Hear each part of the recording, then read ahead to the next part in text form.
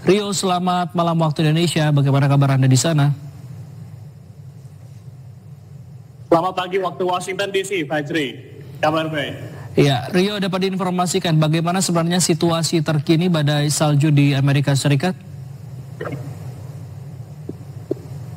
Ya, Fajri dan pemirsa, salju itu memang indah kalau dipandang, tapi kalau jatuh ke trotoar ataupun jalan ini menciptakan lapisan es tipis yang licin dan membuat orang dan kendaraan mudah tergelincir. Situasi inilah yang terjadi di kota-kota di Amerika Serikat, di mana selama seminggu terakhir ini ada badai dari arah Kanada menuju Amerika Serikat yang membawa suhu ekstrim dingin dan menyebabkan salju yang tebal. Tak hanya di kota-kota di timur atau utara seperti New York atau Chicago dan Washington DC, tapi juga ke kota di bagian barat dan tengah. Di bagian Midwest bahkan suhu tercatat sampai minus 34 derajat Celcius. Di Washington DC tempat saya berada ini petugas dan mobil-mobil pengeruk salju ini dikerahkan untuk membersihkan jalanan dari salju.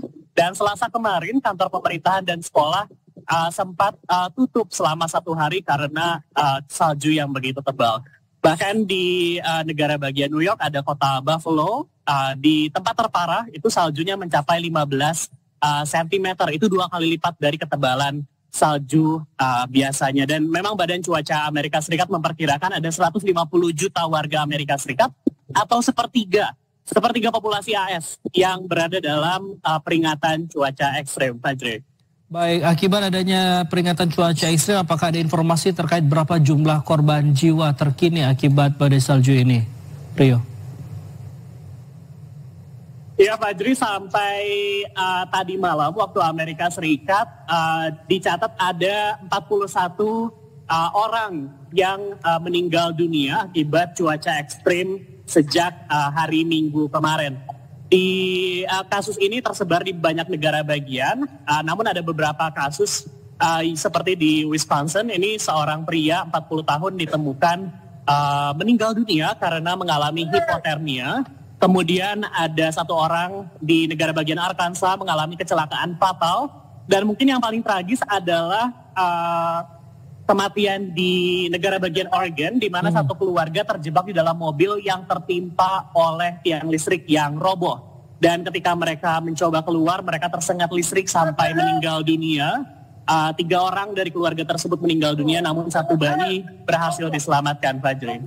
Baik, dengan adanya kejadian tersebut, apakah ada upaya-upaya yang dilakukan oleh pemerintah setempat, Rio? Ya, seperti di Washington DC saat ini ada petugas pengeruk salju dan juga mobil-mobil pengeruk salju yang dikerahkan. Kalau kita ngecek ke rel-rel kereta, ini petugas menyalakan api di rel-rel kereta supaya rel kereta tidak beku dan tidak licin, dan untuk mencegah kereta ini tergelincir dari jalurnya.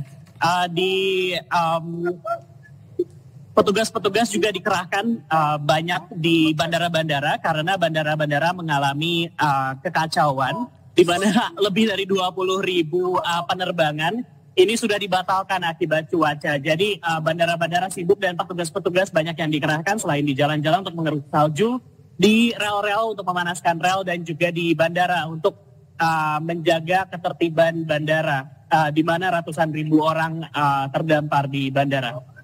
Baik, terima kasih Rio Tosikal melaporkan langsung dari Washington DC, Amerika Serikat atas informasi Anda. Selamat bertugas kembali dan pastikan jaga kesehatan.